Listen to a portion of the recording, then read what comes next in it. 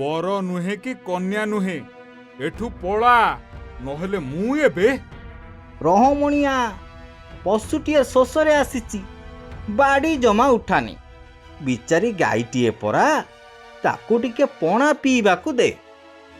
किंतु बड़ पंडा आज्ञा बिचारी कौन एइटा कौन पशुशाला होइछि?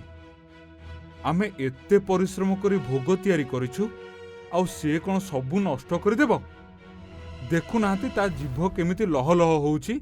एहा तो भोग भी हेइनी। गाई मुह मारिले एहा अपवित्र होई जीवनी। मणिया एई बाड़ीटा कौन शोषर समाधान? टिके ता आखि को चाहिलु सेतिरे अईठार लोभ नाही, जीवन बंचैबार आकुलता अछि।